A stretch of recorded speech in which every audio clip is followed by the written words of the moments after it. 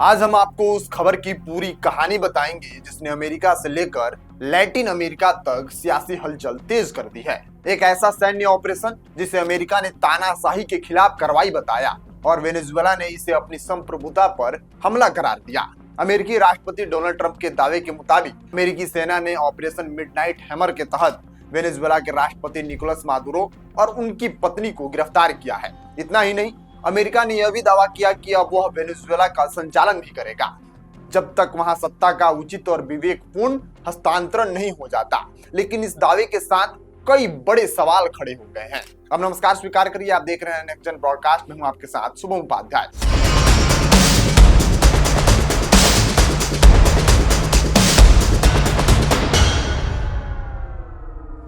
America ने यह कदम क्यों उठाया? क्या किसी देश को दूसरे देश की सत्ता संभालने का अधिकार है?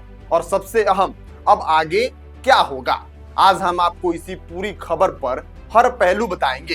अब सबसे बड़ा सवाल यही है कि इस पूरे घटनाक्रम के बाद आगे क्या होगा। अमेरिका ने मादुरो की गिरफ्तारी और वेनेजुएला के संचालन का दावा तो कर दिया है, लेकिन इसके बाद का रास्ता कहीं ज्यादा जटिल और चुनौतीपूर्ण माना जा रहा है।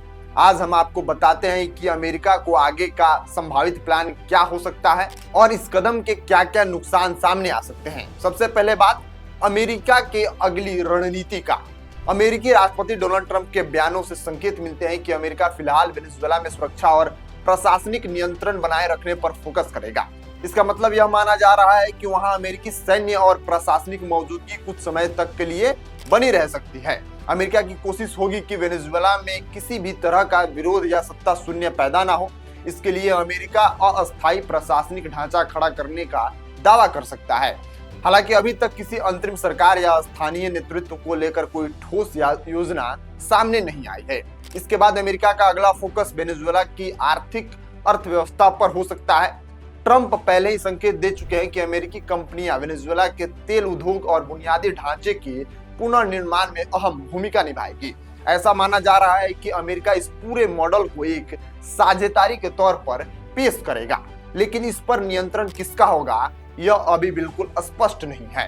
अब बात करते हैं इस पूरे कदम की संभावित नुकसानों की। सबसे बड़ा खतरा यह है कि अमेरिका पर अंतरराष्ट्रीय कानून तोड़ने का आरोप और गहराता जा सकता है।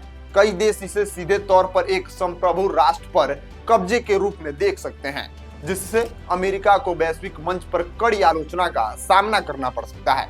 दूसरा बड़ा नुकसान क्षेत्रीय अस्थिरता का।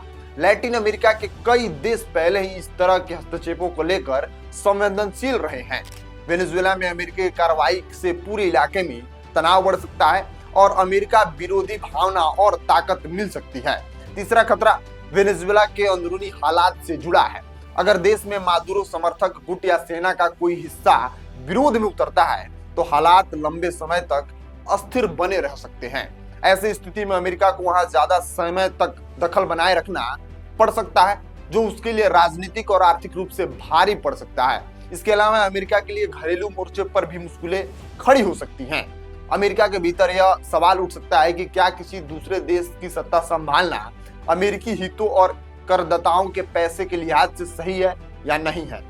अंतर्राष्ट्रीय स्तर पर संयुक्त राष्ट्र और दूसरे वैश्विक संगठन इस पूरे घटनाक्रम पर अपनी प्रतिक्रिया दे सकते हैं। अगर अमेरिका को अंतर्राष्ट्रीय समर्थन नहीं मिलता तो यह कदम भविष्य में उसके लिए कूटनीतिक तौर पर नुकसानदायक साबित हो सकता है। अब सबसे अहम सवाल यह है कि वेनेजुएला की जनता आगे क्या करेगी। क्या वहां अमेरिका समर्थित किसी नई व्यवस्था को स्वीकार किया जाएगा या फिर यह कदम देश के अंदर और बड़े विरोध को जन्म देगा? इसका जवाब फिलहाल किसी के पास नहीं है।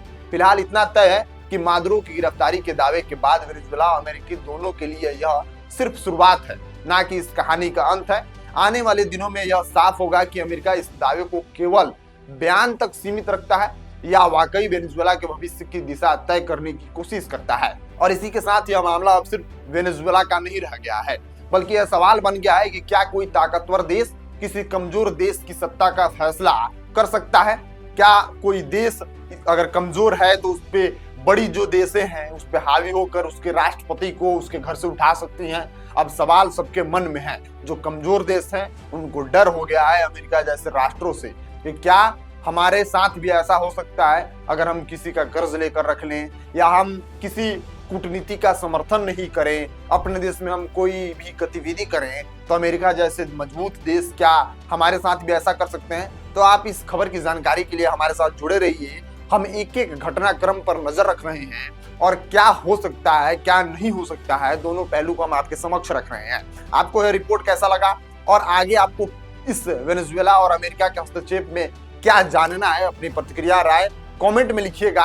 हम उस पर वीडियो बनाएंगे और आप तक पहुंचाएंगे। मिलते हैं अगले वीडियो में, तब तक के लिए आप बने रहिए नेक्स्ट ब्रॉडकास्ट के साथ। मैं शुभ, बहुत बहुत धन्यवाद आपको।